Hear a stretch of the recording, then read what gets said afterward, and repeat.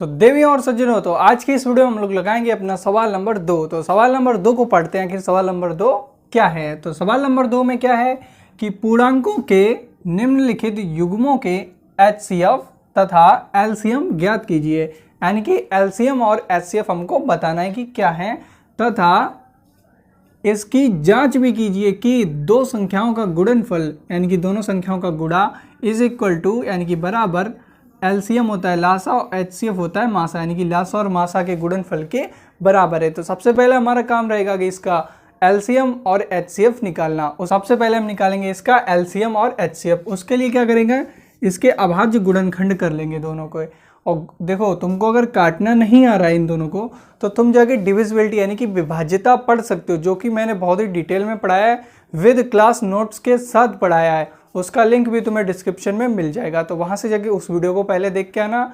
इसके बाद तुम्हें काटने में कोई दिक्कत नहीं होगी। जैसे देखो 26 है, 26 लिखा है। अब इसका इकाई अंक देखो 6 है, यानी कि जब भी इकाई अंक मैंने पिछली वीडियो में बताया था 0, 2, 4, 6 या 8 होगा, तो ये नंबर हमेशा 2 से कटेगा। तो इसको हम 2 से काटेंगे। देखो 2 एकम 2, 2 3 6, अब आया 13। अब 13 को हम डायरेक्ट 13 से ही काट देंगे। ठीक है, यहाँ से इसके ये अभाज्य गुणनखंड हो गए। जैसे तो हम लिखेंगे 26 इज इक्वल टू 2 गुणे 13। ठीक है, तो अभी हम लोग 91 के फैक्टर करते हैं। तो 91 लिखा इस तरीके से। अब देखो आखिरी अंक इसका 1 है, यानी कि 0, 2, 4, 6, 8 नहीं है, तो ये 2 से नहीं कटेगा।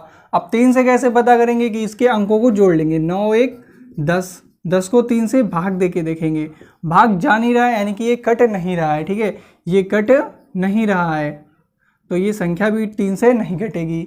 ठीक है, 4 से भाग देंगे। 4 से भाग क्या होता है, दोनों अंकों में भाग दे के डायरेक्ट देखना पड़ता है। ठीक है, तो 4 से भाग देंगे, 4 दूनी 8, 1 बचा, 4 3 12 होता है, 11 आ रहा नहीं कट रहा। 5 से काटेंगे, 5 के लिए क्या होता है, इकाई का अंक 0 या 5 हो, तो जो संख्या है वो 5 से कट जाएगी। तो 5 से भी नहीं कटा। 6 से काटने के लिए क्या होता है, 6 का हम अभाज्य गुणनखंड करेंगे 2 और 3, यानी कि 2 से डिविजिबल हो और 3 से, तो हमने ये पहले ही चेक करके देख लिया है। ठीक है, तो अभी हम लोग इसको 7 से काटेंगे। तो 7 से काटेंगे, क्या आएगा, 7 एकम 7, 2 बचा है, यहाँ पे 2 चला जाएगा इसके पास, 7 3 21। ठीक है, 13 आया, तो 13 से काट देंगे, 13 एकम 13। अब देखो 91 को भी हम यहीं पे लिख लेंगे। 91 के बराबर में 7 गुणे 13। ठीक है, यहाँ तक किसी को कोई दिक्कत नहीं होगी। अब देखो हमें क्या फाइंड आउट करना है, सबसे पहले HCF। ठीक, तो HCF जिसको हिंदी में हम लोग क्या लिखेंगे, हिंदी में लिखेंगे हम लोग मासा। ठीक है, अब मासा का मतलब क्या होगा कि वह बड़ी से बड़ी संख्या, वह बड़ी से बड़ी संख्या जो इन दोनों संख्याओं को डिवाइड करे। ये 26 और 91 को काट दे, तो इन दोनों में जो कॉमन चीज़ है वो देखनी है, दोनों में कॉमन हो और बड़ी से बड़ी हो। जैसे देखो यहाँ पे 13 इसमें भी है और 13 इसमें भी है, 2 ना इसमें है ना 7 इसमें है, तो 13 को क्या लिख देंगे हम यहाँ पे, 13 इसका हो जाएगा मासा। ठीक है, यानी कि 13 ऐसा नंबर है जो इन दोनों को डिवाइड करेगा और सबसे बड़ा है। इसके बाद कोई बड़ा भी नंबर नहीं होगा जो 26 और 91 को डिवाइड करे। ठीक है, अब बात करते हैं LCM की। ठीक है, तो यहाँ से बात करेंगे हम LCM की। तो यहाँ LCM का फुल फॉर्म होता है, देखो, लीस्ट कॉमन मल्टीपल। अब देखो, तो जिसने भी पहला लेक्चर देखा होगा उसमें मैंने बताया था कि मल्टीपल का मतलब होता है गुणक। ठीक है, क्या होता है, गुणक, यानी कि उससे आगे आने वाला। और इसमें क्या होता है, HCF का होता है highest common factor, HIGEST, highest common factor. ठीक है, फैक्टर का मतलब क्या होता है, गुणनखंड होता है।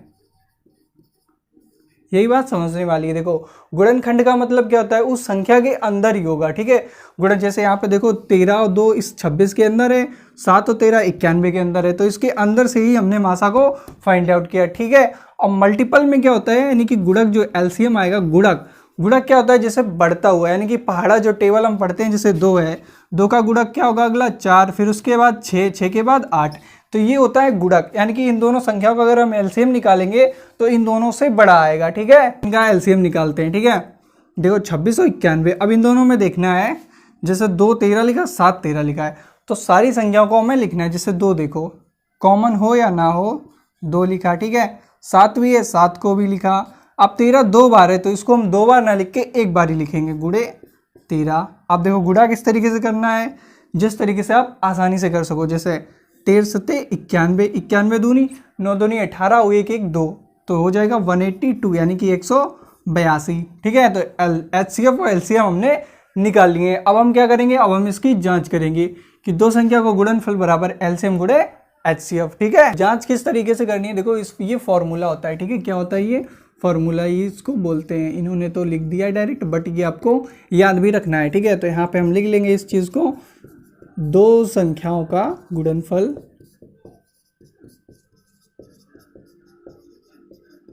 इज इक्वल टू LCM गुणे HCF। और आपको ये इक्वल टू या बाई या फिर ये सब समझ में नहीं आता है तो इन साइंस के लिए, मतलब जो साइन होता है ना, जैसे ये बराबर का साइन है, इसको इंग्लिश में बोलते हैं इक्वल टू, ये भी आपको नहीं आते हैं तो इसका भी बेसिक वीडियो बनाया हुआ है, वो उसका लिंक भी डिस्क्रिप्शन में डाल देंगे, तो वो भी जाके देख लेना तुम। ठीक है, तो अभी देखो दोनों संख्याएं का गुणनफल यानी कि गुणा करना है, तो 26 और 91, तो 26 गुणे 91। इधर आ जाओ, LCM में क्या आएगा, देखो 182 यानी कि 182। HCF कितना निकाला है, 13। ठीक है, अब देखना एक ट्विस्ट देखना थोड़ा सा। ठीक है, ये कितना लिखा है 26, 26 का आधा कितना होता है 13, तो इसको हम लिख सकते हैं 13 गुणे 2। 91 यहाँ पे है, तो 91 का अगर हम 2 में गुणा कर देंगे तो कितना आएगा 182। ठीक है, तो 13 गुणे 182 इज इक्वल टू 182 गुणे 13, 182 गुणे 13, तो दोनों हमको बराबर दिख रहे हैं। आप चाहो तो इसका गुणा भी कर सकते हो, 13 दूनी 26, 13 अट्ठे 104 और 2 106 और 13 एकम 13 और 10 2366। ठीक है, तो इधर भी कितना आएगा 2366। और ये तुमको कैलकुलेशन भी नहीं आती है तो कैलकुलेशन का भी बेसिक वीडियो का लिंक डिस्क्रिप्शन में है, तो वहां से जाके कैलकुलेशन का भी वीडियो देख लो। ठीक है, जिससे तुम्हारा कैलकुलेशन भी इंप्रूव हो जाएगा। तो यहाँ से देखो हमने इसकी जांच भी कर ली है और यहाँ पे ये हमारा आंसर हो जाएगा। ठीक है, HCF हमारा ये रहा, LCM हमारा ये रहा।